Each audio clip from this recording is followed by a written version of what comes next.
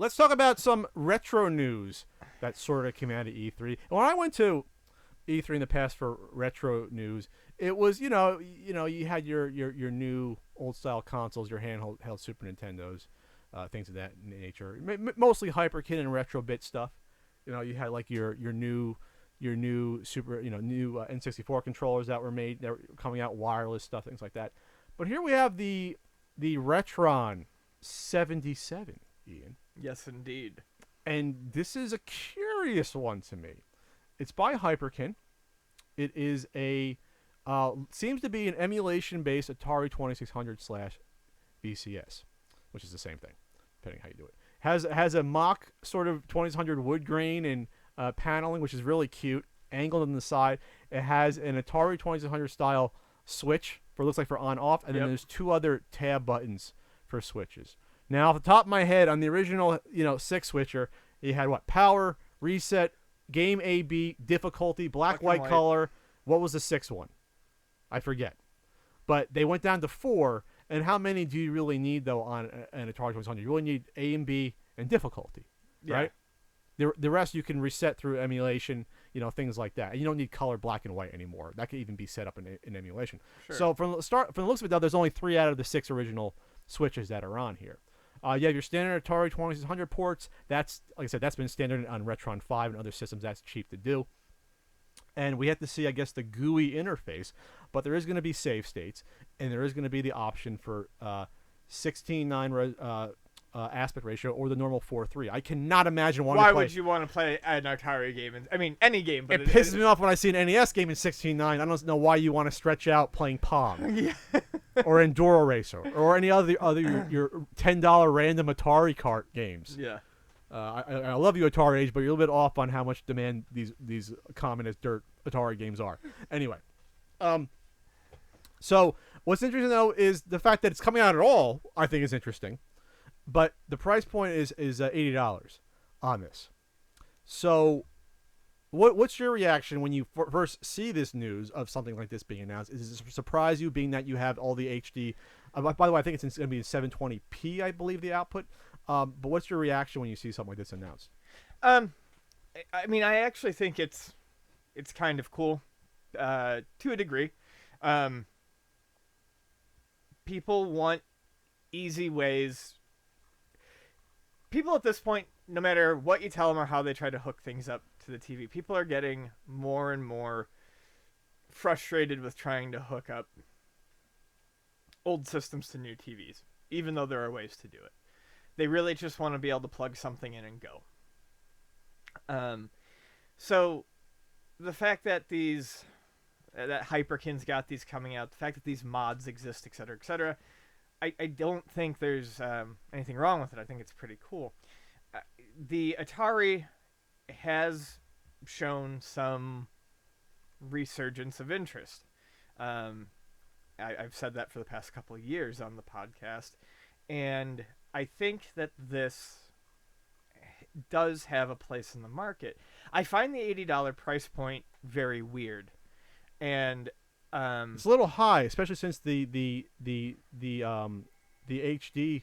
Retron NES one is $40. Right, and I think he's calling me. Jesus, if that's Frank, I'm gonna go on.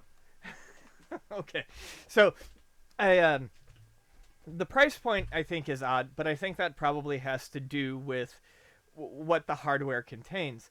The NES HD that Retron put out doesn't have the save states and things like that. It's using it's not using emulation, so they were probably able to do it for cheaper. This is using save states and other such things, which means there's got to be some sort of emulation in there, which is probably a reason why the cost has risen. Frank's here. Go on. Okay, which is probably why the cost has gone up on this. By double, though, I think it's strange, and I think people are going to in a store look at these two things by the same company in the same box and go, why is the Nintendo one $40 and why is the Atari one $80? It could be scale. They could be trying to recoup their costs because they realize that the market for an HD Atari 2600 is so much lower Sure. than an NES. 10% of the people. You know, like if you wanted to go out of your way to mod an Atari 2600 or 7800, which we'll get into that if there's going to be 7800 compatibility, you would have done so in the past 10 years. You would have done that. You know, like if you really wanted to get it done, you could have got it done. Right. Then. So this is going to spur the imagination of people like me who never would get an Atari 2600 modded ever, you know, because I don't like it enough. But now, wait a minute. I do like Atari 2600 enough to want to still play it, though, every once in a while. But then I said again, 80 versus 40. Frank, come here, Frank. Say hi real quick. Hi. Frank making a surprise appearance on the podcast. Just put your head in front of that camera right there without hitting it down. There you go. Everything. Hi. Hey, Frank. Hi. Ferguson. What are you doing? Frank, we're talking about an Atari 2600 for the modern world. I don't know. You don't know? The old school stuff myself. That is old school. Oh, okay. There it is. See All how right. much I know. But I don't know. I don't know if the mic's picking you up, Frank, but Oh, okay. do you want to sit down or no? No, I'm You're about working? to go. I got other stuff to do. Other stuff to do? Yeah, I'm busy. All right, Frank. Have Thank- fun, kids. Thanks for Bye-bye. stopping by. Thanks for using my bathroom without asking. Now, bye, Frank. I love Frank. Anyway, I'll talk to you later, Frank. So that's going to be, I think, something that's going to keep some people from buying it is going to be the price point. That's the first ever Frank randomly appeared on the podcast. But it's not confirmed with 7800 compatibility. You might as well throw it in. If it's emulation based, Do it. just fucking do it. So people like me don't complain about it. It's the same cartridge slot. Yeah. I'm not saying you got to do 5200. I know you'd love it, but no one would want that. But you would love it. I do. If 10% of the retro gamers want this, 0.5% will want the 5200 version. My friend Lincoln and I were sitting around the other night having some scotch, and I just said, You go close with the mic, Ian. I said, what did you think it would cost to get a complete set of 5200 games? And he goes, about $1,250. And I said, I'll keep that in mind someday if I ever need to go for a full set. Oh, complete your Emerson Arcadia 2001 set first that you said you were going to do. Yeah. All 20 games or All so. 20 games. But the thing about the 5200 is that the controllers, it's not exactly the same as, you know, plugging in an Atari 2600 controller or Genesis controller. No. Or well, this is how Also, it's a completely different cartridge slot. yes, but the USB though, this has a USB compatibility too. You can more easily emulate a 2600 controller versus an analog 5200 controller. It's a little bit The finest controller. the finest ever made. controller with non-centering analog option, which of course you use all the time in games. Like what fucking games would you need that for? The true way to play Pac-Man.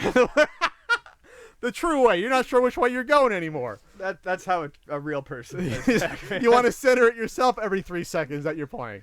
Absolutely. So, you know, is this something you're going to buy? I would think about this at 80. I want one, but I don't know that I want it at 80. I think a sweet spot. If they kept it at $40 like the Nintendo one, I think they would. Even 50, because while you were gone, what I was talking about is obviously there's probably an increase in price here because they're using some sort of. There's more to it than the NES. Sure. I mean, that NES hardware has been. I mean, it's done. They've made Cartridge that forever. slots. There's a billion of them they it's made. Just done. This This is is a a bit more new, and it's What? using some of that emulation technology. But if they could have gotten it down to 50 or even 60, I maybe would have said, okay. This is the way I'm looking at it. Aren't some of those old flashbacks have a cartridge slot in them? I mean, I know it's not HD, but I thought some of those flashbacks had it. The Flashback 2 had solder points for a cartridge Oh, slot. just solder points. Yeah. Okay. Most people though would be fine with just getting a flashback though. Like if you want to just scratch that itch once or twice, you know, to do it. Depends on what you want to play. Different market though. I understand that. But you have the flashbacks and they retail for what, 40 or 50 bucks or cheaper. You probably get them, and those have games built in. So I think it's a promising price point. Ian brought up. I think 50 would have been safe, but we'll see what happens. We also have that weird Atari box thing. We're not sure what that's going to be. I'm assuming it's going to be something similar.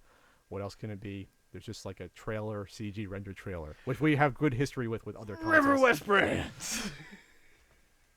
No, we're not there yet.